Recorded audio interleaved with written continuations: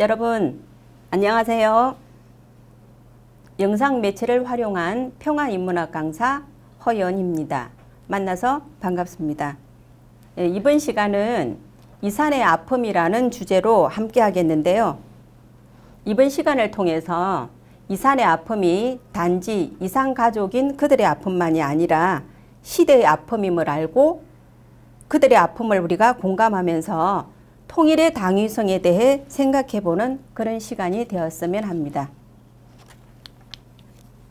자, 이 시간 함께하는 저는요, 사범대학 음악교육학과를 졸업해서 근 10여 년 동안 중고등학교에서 교편 생활을 했었습니다.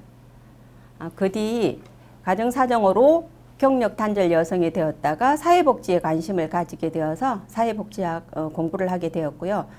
지금은 미디어 비즈니스 학을 공부를 하면서 마무리 단계에 2월이면 졸업입니다.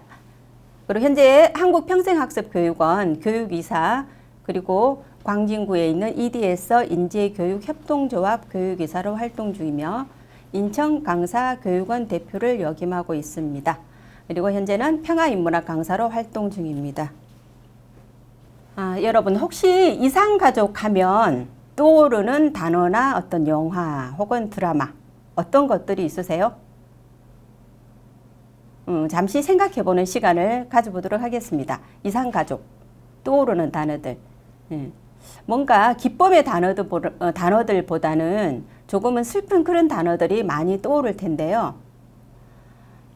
저 역시도 이 강의를 준비하면서 이산가족 하면서 떠오르는 단어들을 무작위로 한번 적어봤거든요. 제가 떠올린 단어들은 바로 이런 단어들이었습니다. 분단, 월남, 혹은 월북, 강제 납치, 강제 입대, 탈북, 또는 슬픔. 이산가족을 찾습니다. 방송. 네, 여러분들은 좀 생소하실 수 있을 텐데요. 나중에 또 이 부분은 다시 또 말씀드리도록 하겠습니다. 또 38선, 아픔, 또 가족, 보고픔, 그리움, 뭐 고통, 내 가족, 두려움, 또 6.25 전쟁, 통일, 평화, 뭐 평화 콘서트, 주례, 빈무장지대, 남북대화, 뭐 이런 여러 가지 단어들이 저는 생각이 나서 이렇게 적어보았고요. 그리고 영화로는 드라마나 영화로는 최근에 방영된 종영되었죠. 그죠? 사랑의 불시착. 저도 굉장히 재밌게 봤었는데요. 그리고 국제시장이라는 영화, 태극기 휘날리며 뭐 강큰가족, 코리아, 강철비, 웰컴 투 동막골. 여러분들도 떠오르는 여러 영화들이 또 있으시죠?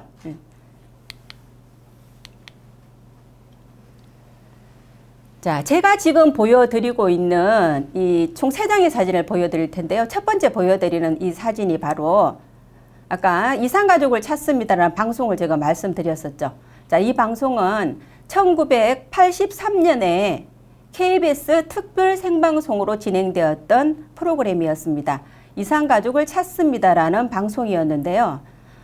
여기서 가족 상봉의 한 장면입니다. 가족 상봉의 한 장면이었고요. 그 다음에 두 번째 사진은 이산가족을 찾습니다라는 그 방송이 첫날 방영되고 나서 여의도를 온통 저렇게 물들였다고 해요.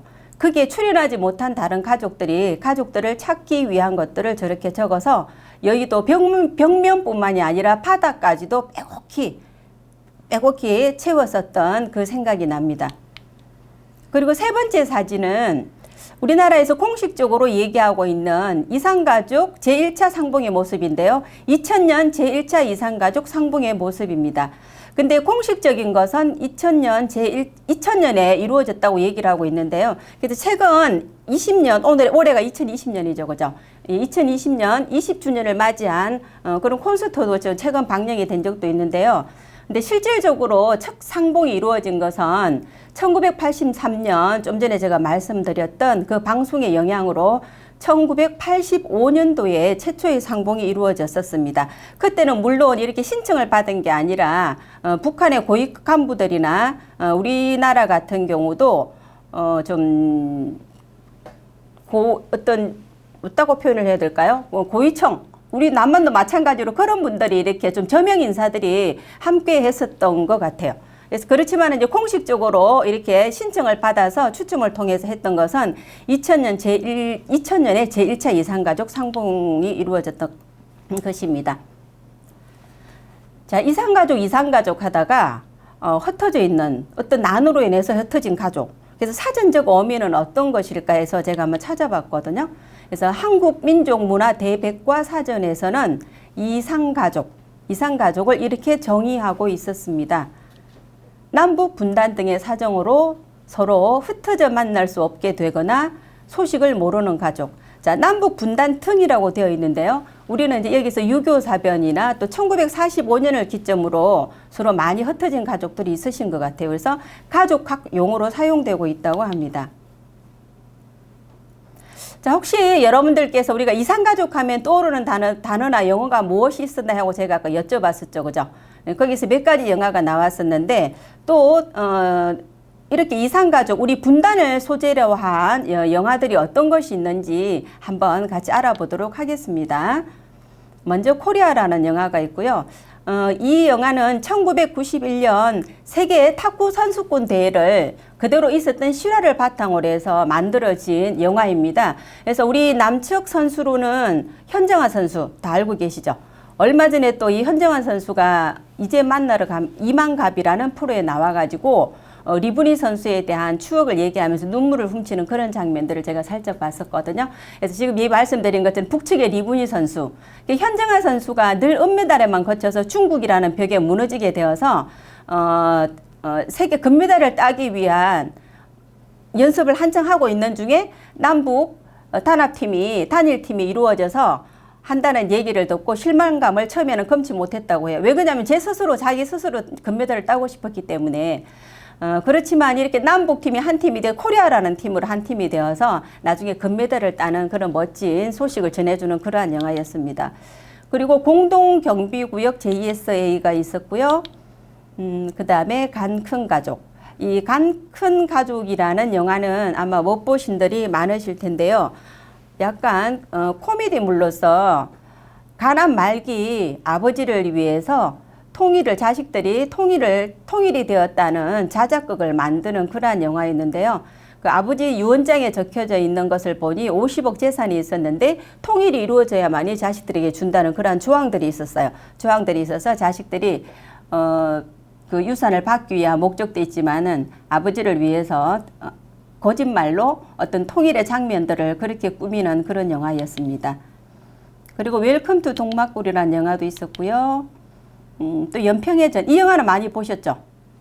그나마 최근에 이렇게 나왔던 영화들이라 보신 분들이 많으시더라고요. 그리고 고지전이라든지 굿바이 레닌. 이 굿바이 레닌이라는 영화는 좀 전에 말씀드렸던 간 큰 가족과 비슷한 내용이긴 하지만 서로 조금 상반된 내용을 담고 있어요. 그래서 우리가 간 큰 가족 같은 경우는 우리 남한에서 어떤 통일을 바라는 아버지를 위해서 통일이 되었다고 이렇게 자작극을 꾸미는 것이라면은 이 굿바이 레닌이라는 영화는 열혈 공산당원이신 엄마를 위해서 엄마가 심장마비로 이렇게 쓰러지게 돼요. 그래서 엄마의 건강을 위해서 이 엄마는 통일이 이루어질까 봐서 걱정인 엄마죠. 그래서 통일이 이루어졌지만 이루어지지 않았다고 이렇게 또 거짓말을 꾸미는 그러한 영화입니다. 그다음에 또 학도병으로 끌려간 그 형제가 빛났던 태극기 휘날리며, 사실 저 영화는 또 실제 대구에서 살고 계시는 그 동생분이었던, 제가 지금 성함은 기억을 못 하는데요. 그 이 태극기 휘날리며에서 나오는 어떤 만년필이 있거든요. 그 안에서 그 만년필을 그 사연을 만년필에 보면 이름이 이렇게 적혀져 있는 그런 것들이 나오는데요. 실질적으로 그것을 보고 동생을 찾게 되는, 우리 남한에 있는 동생을 찾게 되거든요. 그래서 그분을 소재로 해가지고 영화를 꾸민 걸로 알고 있습니다. 태극기 휘날리며. 이 외에도 또 여러분께서 보신 영화들이 여러 영화들이 있으실 텐데요. 또 혹시 어떤 영화들이 있으세요? 혹시 보신 영화, 통일을 주제로 해서 보신 영화. 국제시장 있으시죠? 국제시장도 있으실 테고, 또 아무튼 주변에 보면은 우리 분단을 주제로 한 이러한 통일을 주제로 한 영화들이 많이 나와 있거든요. 그래서 여러분들께서 좀 더 관심을 가지고 이번 강의를 듣고 또 그 영화를 본다면은 또 다른 어떤 좀 감흥이 있으시리라 생각을 합니다. 자, 다음은 이제 영상 감상을 해보겠는데요. 이 영상은 문화유산 채널에서 방영된 영상입니다. 그래서 1983년 방영된 KBS 특별 생방송 이산가족을 찾습니다라는 그 방송을 기점으로 해서 그 방송이 유네스코 세계 기록 유산으로 등재되기까지 어떤 과정을 담은 영상입니다. 네, 다 같이 우리 영상을 한번 감상해 보도록 하겠습니다.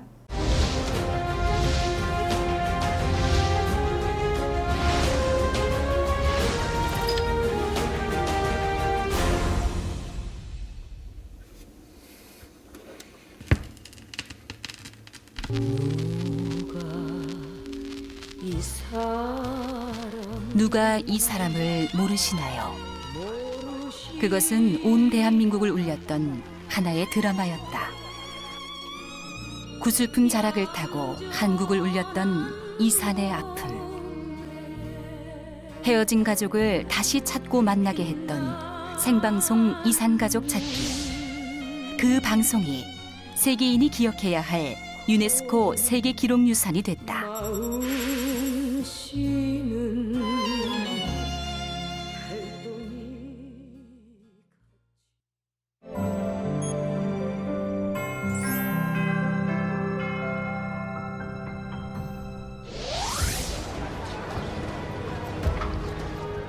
그것은 역사상 유례가 없었던 방송이었다.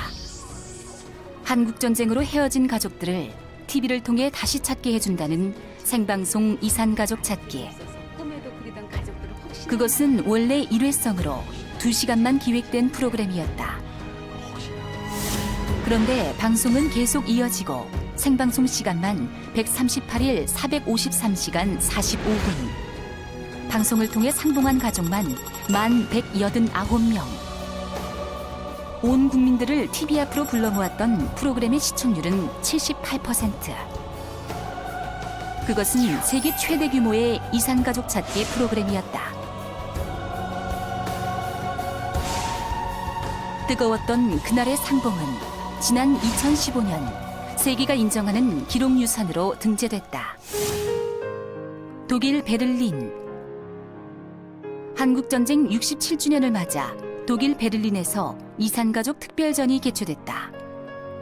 통일국가 독일에서 본 한국의 분단과 이산의 아픔은 어땠을까?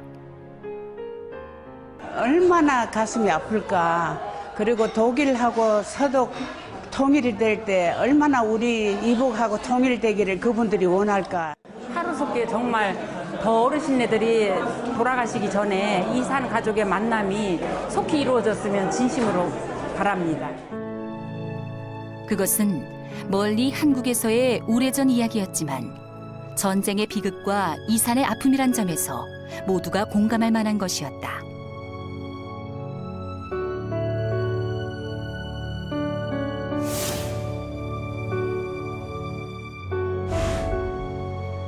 그날의 기록을 보관하고 있는 것은 당시 방송을 제작했던 한국방송공사다.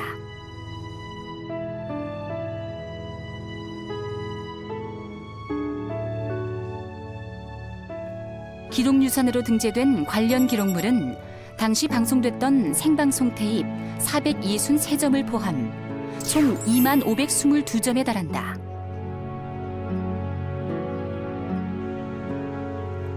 그 중에 KBS가 소장하고 있는 방송 녹화 원본. 여기엔 전국을 연결하며 혈육을 찾고자 했고 또 상봉했던 당시 현장이 그대로 담겨 있다.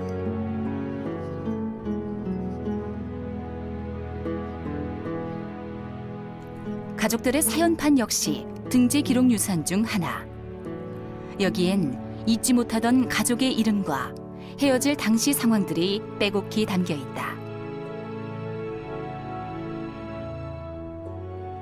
방송을 앞두고 하나하나 손으로 적었던 전국 신청자들의 접수대장 역시 귀중한 기록물로 인정받았고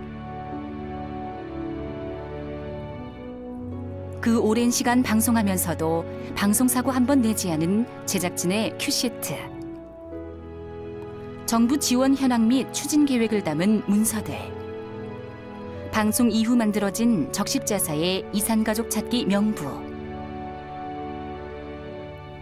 누가 이 사람을 모르시나요? 불효자는 웁니다와 같은 곡들이 담겨있는 방송기념 특집 음반. 당시 현장과 이산가족들의 모습을 담은 필름까지 모두 포함되어 있다. 이 자료들을 모으는데도 적지 않은 노력이 들었다. 저희가 83년도에 방송한 그런 기록물이었기 때문에 그 보존이나 이런 부분들이 쉽지 않았습니다. 9개 도시에 산재해 있는 그 당시의 큐시트, 또 그 당시의 사연판, 이걸 종합적으로 25,000여 점을 모아서 등재를 추진하였습니다. 같은 민족끼리 총뿌리를 겨눠야 했던 동족 상잔의 비극. 한국전쟁 직후 발생한 이산가족은 약 1,000만 명, 전쟁 고아는 약 10만 명에 달했다. 헤어진 가족을 찾을 엄두조차 내지 못할 만큼 전쟁 이후의 삶은 고달팠다. 그 아픔과 서러움을 폭발시킨 것이 바로 이 방송이었다. 전쟁의 아픔이 뭔가를 그 후세에게 생동감 있게 이제 알려준 하나의 그 사건이었고, 세계의 많은 사람들도 같이 이 프로그램을 보면서 공감대를 형성하고 아픔을 느끼면서 같이 세계가 공유할 수 있었던 그런 하나의 프로그램으로서 의미가 있지 않을까 이렇게 생각을 해볼 수 있겠습니다.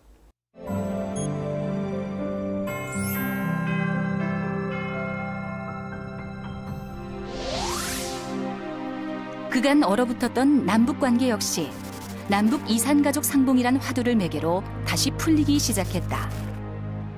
방송 프로그램 하나가 남북 관계에 새로운 물꼬를 튼 것이다. 6.25 때 어디서 살았지? 6.25 때 저 미안 있는 데서 살았어. 그래. 그러면 아버지 이름은? 아버지 이름도 몰라요. 그래. 피난길에 헤어진 자매가 방송을 통해 만났고, 어렸을 때 있잖아, 이발소집에 맡겨놓고 갔었어요. 예, 맞아요. 날씨가 흐리고요. 예, 맞아요. 대전과 제주도에 떨어져 살던 남매가 기적적으로 상봉했다. 그것은 그야말로 각본 없는 드라마. South Korea is using television to reunite families who've been separated for decades as a result of the Korean War. 세계 각국에선 이산가족 찾기 생방송을 앞다퉈 보도하기 시작했다. 세계 텔레비전 방송이 18차례나 걸쳐 방송을 했습니다. 생방송 이산가족 찾기에 대한 내용은 총 22개국 67개 매체에서 200회 가까이 보도됐다. 유럽에서도 이산가족이 있었지만 이런 형태의 기록물이 만들어진 것은 전혀 없었죠. 그리고 이제 이것이 나중에 IT에서 대지진이 일어났을 때 일종의 그 반면교사가 됐어요. IT 사람들이 대지진으로 혼란에 빠지고 가족을 못 찾을 때 꼭 이와 비슷한 형태의 운동을 통해서 가족이 재회를 하고 그런 경우가 많이 있었죠.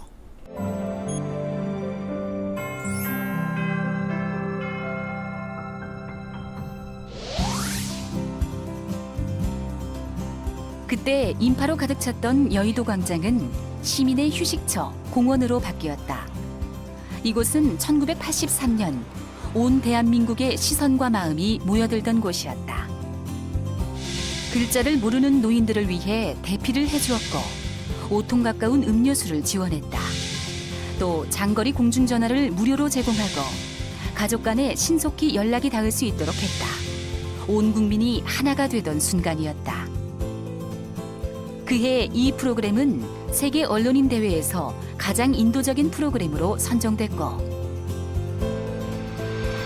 다음해 세계 평화에 이바지한 공로로 골드머큐리 국제상을 수상하기도 했다. 한국적인 특수한 상황에 의해서 생긴 비극, 그리고 그 비극을 정서적으로 표출하고 내면화하는 하나의 그 과정으로서의 그 기록물이기 때문에 방송 기록물이 등재가 됐다는 데 의의가 있고, 두 번째는 상당히 그 한국적인 정서를 세계 기록유산에 등재한 그런 사례가 아닌가 생각합니다.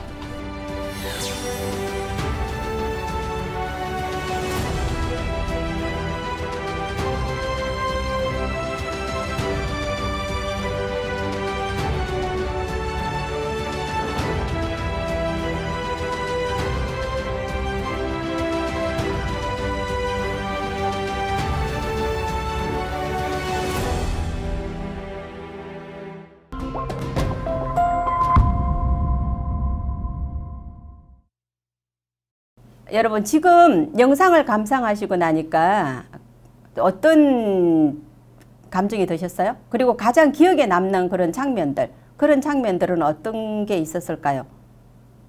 같이 한번 서로 얘기를 나눠보도록 하겠습니다. 네.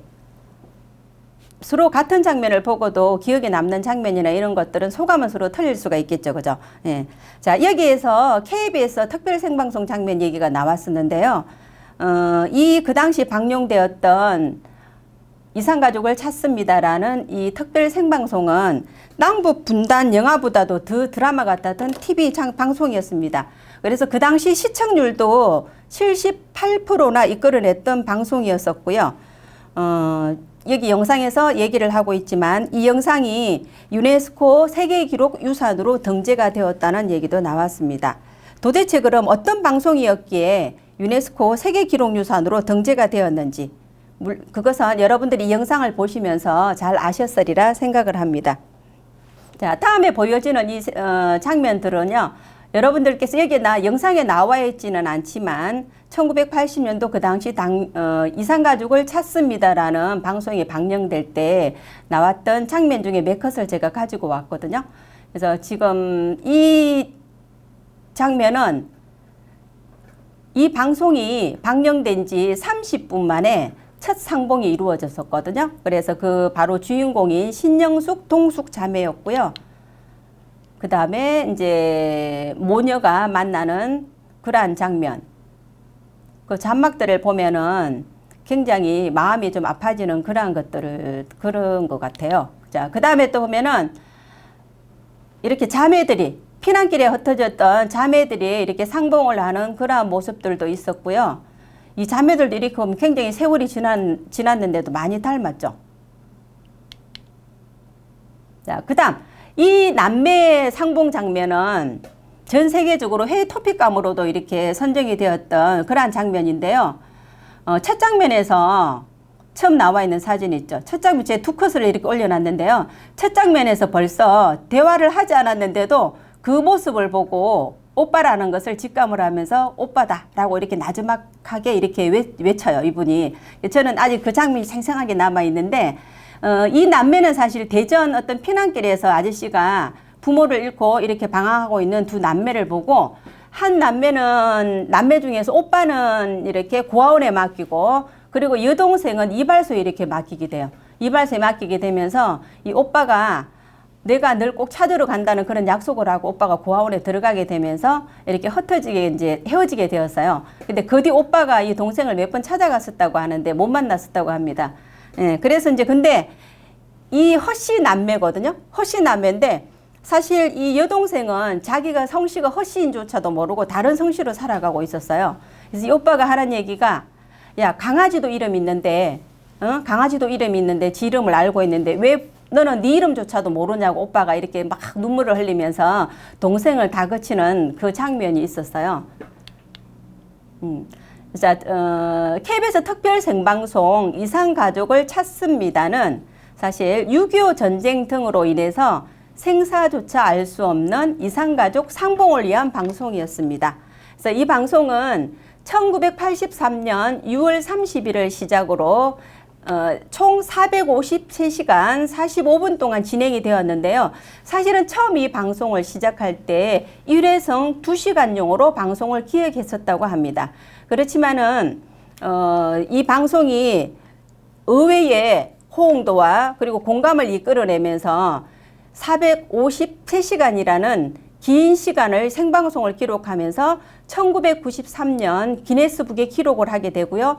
그리고 그 당시 녹화 때, 방송 때 사용되었던 비디오 테이프라든지 담당 PD 업무 수첩, 그리고 이산가족 신청서, 그리고 어떠한 그들이 신청했던 기록물들 있죠. 그런 기록물들이 2015년 유네스코 세계기록유산으로 등재가 되었습니다.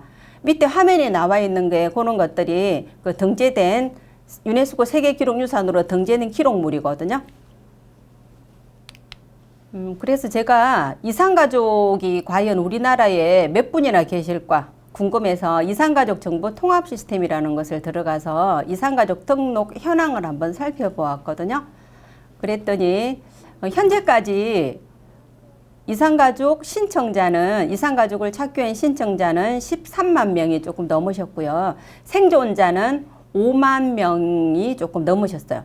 자, 그러면 신청자는 13만 명인데 생존자는 5만 명이 나와 있듯이 사망자가 벌써 8만 3천 명이나 된다는 거죠.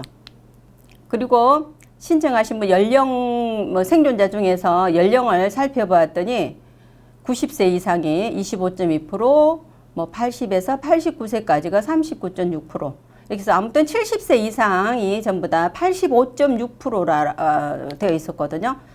그래서 굉장히 여기서 표에서 나와 있듯이 세월이 그만큼 역사가 흐르긴 했지만 그걸 반영이라도 하듯이 전부 다 고령자들이시죠.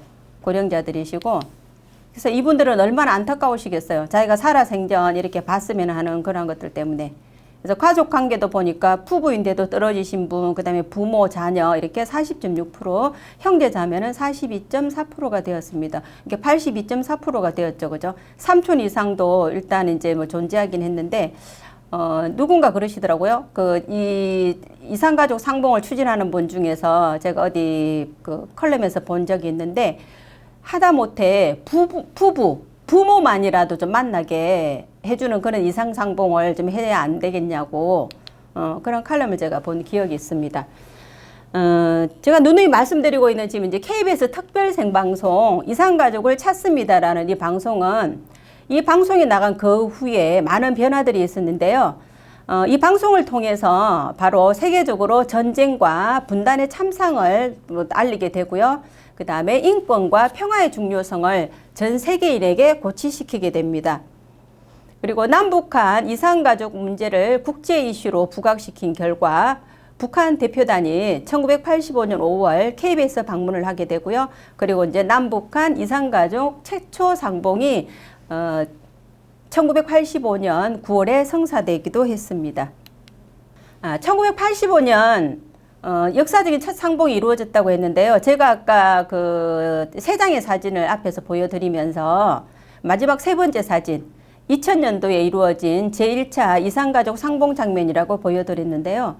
그것이 바로 밑에 나와 있지만 2000년도 그때 8월에 이루어진 이것이 공식적으로 제1차 이산가족 방문단 교환이 성사된 것입니다.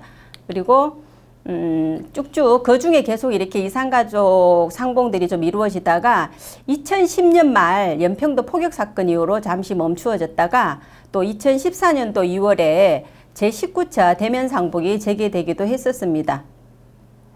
그리고 이제 최근 2018년도 4월 27일 판문점 선언 이날 이산가족 상봉을 합의하게 되는데요. 2018년 4월 27일뿐만 아니라 그 뒤에 이어져서 5월 그리고 9월까지 남북 정상이 이렇게 만나게 됩니다. 9월은 우리 문재인 대통령께서 평양에 가서 이렇게 방송을 하는 그런 것들도 있었죠. 그죠? 자, 제가 이제 여기 토론하기로 작은 통일이라는 얘기를 던져 놓았는데요. 저는 이렇게 이산가족의 아픔을 생각하면서 우리가 통일의 당위성을 생각해 보는 그 자체를 좀 작은 통일이라고 생각을 해 보았습니다. 그래서 우리가 작은 통일을 위해서 할 수 있는 것들이 어떤 게 있을까? 그래서 제가 그들 이산가족의 아픔이 개인의 아픔이 아닌 시대의 아픔이며 우리의 아픔으로 공감하자는 말씀을 드렸었는데요. 이것을 주제로 저희가 조금 잠시 토론을 해볼까 합니다. 그래서 비록 우리가 분단 상황이긴 하지만 분단 상황에서도 할 수 있는 그런 것들, 작은 통일, 결국 평화를 위해서 우리가 할 수 있는 것들이 어떤 것들이 있을까요? 여러분들께서는 어떤 것들이 있다고 생각하세요? 각자 한번 생각해 보도록 하겠습니다. 저는 이러한 활동들도 작은 통일을 위한 어떤 과정이라고 생각을 하는데요. 청남초 1학년들 같은 청남초 같은 경우는 우리나라에서 특히 이 통일 체험 교육이나 체험 학습들이 많이 이루어지고 있는 학교였거든요. 그래서 청남초 1학년 학생들이 최근에 이제 북한 친구들에게 보낸 엽서가 있어서 엽서 몇 가지를 이렇게 가져와 봤는데요. 지금 그림으로 나와 있고 옆 보면 글이 나와 있죠, 그죠? 그 내용을 한번 잠시 보면은 친구야, 우리 선생님이 그러는데 친구는 사이좋게 지내야 한대. 친구 하려면 사이가 좋아야 하는 거랬어. 우리 친구 할까? 얼굴은 모르지만 오늘부터 우리 친구하자. 이건 선물이야. 하면서 밑에 노랗게 이렇게 색연필을 그려 놓았어요. 친구에게 선물을 주기 위해서 필균이라는 친구가 이렇게 했는데 또 그 다음에 또 한 친구는 보니까 안녕 1학년 8살 친구 너무 더워. 아이스크림 같이 먹자. 같이 먹으면 더 달콤하고 시원할 텐데 그치? 이렇게 해놓고 또 한 친구는 안녕하세요 무궁화 꽃이 피었습니다. 술래 몰래 걸어가다 멈추는 놀이를 합니다. 굉장히 시적으로 표현을 해놓은 것 같아요. 1학년인데도 함께하고 싶습니다. 그래서 이 청남초는 사실 이 통일을 담당하고 계시는 선생님께서 통일 2세되셨어요. 그래서 살아생전 아버지께서 통일에 관한 그런 염원들을 굉장히 평소에 많이 말씀을 하셔서 이런 것들이 많이 귀에 딱지가 이제 표현이 조금 그러긴 한데요. 그래서 너무 평소에도 이렇게 통일에 대한 당위성이나 필요성에 대해서 생각이 많은 선생님이셨어요. 그래서 이러한 것들을 행사들을 많이 치른다고 하시더라고요. 그래서 이런 것들도 바로 우리가 작은 통일에 다가가기 위한 그런 활동이 되지 않을까 그런 생각들을 해보았습니다. 그리고 최근 6월 6.15 남북 공동선언. 그래서 이 6.15가 2000년 김대중 대통령께서 평양을 갔었던 남북 두 정상이 만났던 그날이거든요. 그래서 남북 공동선언 20주년 기념으로 평화음악회가 열렸었어요. 평화음악회가 열렸었고 지금 코로나19로 인해서 우리가 직접 대면은 할 수 없는 그런 상황이긴 하지만 또 이제 이산가족 상봉 20주년 기념으로 KBS 열린 음악회 그날의 감동 속으로라는 KBS 열린 음악회가 열렸었는데요. 이것도 제가 보다 보니까 KBS 열린 음악회 48가족을 모시고 이렇게 화상으로 띄워서 이렇게 음악회를 진행을 했었거든요. 저 역시도 이 프로를 봤었는데요. 몰랐었는데 이 이산가족 상봉 KBS 열린 음악회를 개최하기 전에 국민인권위원회에서 여기서 보니까 이산가족 상봉 20주년을 위한 특별 행사 슬로건 아이디어 공모를 했더라고요. 그래서 이런 것도 제가 이제 작은 통일을 위한 한 방법으로 국민들이 서로 좀 관심을 가지고 좀 관심을 가질 수 있게끔 정부에서는 이러한 것들을 펼치는 것도 우리 서로가 좀 좋지 않을까 그런 생각들을 해보았습니다. 그래서 슬로건 아이디어 공모를 했는데 여기에 공모에 나왔던 글 중에서 제가 이제 몇 가지를 발췌를 해와 봤었거든요. 그래서 여기서 이제 뭐 임정만이라는 분이 하신 게 당신의 아픔과 희망, 온 국민이 함께 이어갑니다. 자, 이게 뭐냐 하면 원래는 이제 슬로건을 걸고 그 슬로건을 얘기를 한 이유가 뭔지를 대해서 이렇게 적는 것이었어요. 그래서 이제 제가 이분이 적은 걸 보니까 제가 이번 시간을 통해서 여러분에게 전하고 싶은 얘기를 여기에 좀 담은 것 같아서 제가 좀 발췌를 해왔거든요. 그 이유를 한번 읽어보겠습니다. 긴 시간이 지남으로써 이제는 소수가 되신 이산가족이지만 그분들의 긴 아픔과 놓지 못하는 희망은 그들만의 것이 아닌 우리 모두의 아픔이자 희망. 우리 민족의 평화통일이 왜 우리의 꿈, 소원, 사명인지 이산가족을 통해 그 이유와 필요성을 찾고 우리 민족이 힘차게 평화통일을 향해 나아가고 소원을 간직해 가겠다는 계승의 의미를 담았습니다. 이렇게 적혀 있어서 좀 뭔가 좀 뭉클하지 않으세요? 이제 연령대가 몇 세 되신 분이신지는 모르겠는데 이산가족의 아픔을 굉장히 잘 공감하신 분이 아닌지 그런 생각을 잠시 해보았고요. 또 다른 슬로건으로는 그리움을 다시 잇다. 하나 되는 나라, 하나 되는 희망, 그다음 물망초 나를 잊지 말아요. 그다음 그리움 그대여 지금 만나러 갑니다. 희망을 향해 나아가는 발걸음, 보고 싶은 얼굴, 맞잡은 두 손, 이제는 다 함께 부르는 희망의 노래 이런 것들이 있었어요. 근데 이제 채택된 슬로건은 어떤 것이었냐 하면은 만남, 지키고 싶은 약속이라고 되어 있었거든요. 그래서 사실 2000년도를 시작으로 이산가족 상봉이 시작이 되면서 항상 두 정상 간에 만날 때, 남북이 이렇게 만날 때 빠지지 않는 것들이 이산가족 상봉 문제였었거든요. 그럴 때는 그 당시 어떤 선언을 하고 협약을 적을 때 보면은 그게 꾸준히 이어질 것처럼 그런 만남을 이렇게 약속을 하는 그러한 것들이 있었어요. 이번에 우리 2018년도 마찬가지였었고요. 그렇지만은 더 이상 이어지지 않고 이렇게 지금 단절되고 있거든요. 그래서 만남. 꼭 지키고 싶은 약속. 약속이라는 것은 사실 지키라고 있는 것이 약속이라고 생각합니다. 그래서 우리 모두 이 만남, 지키고 싶은 이 약속을 서로가 지켜주기 위해서 조그만 그리고 작은 통일을 이루어 나가기 위해서 그분들의 아픔을 좀 더 공감하면서 통일의 당위성에 대해 생각해보는 그런 시간들이 되었으면 좋겠습니다. 감사합니다.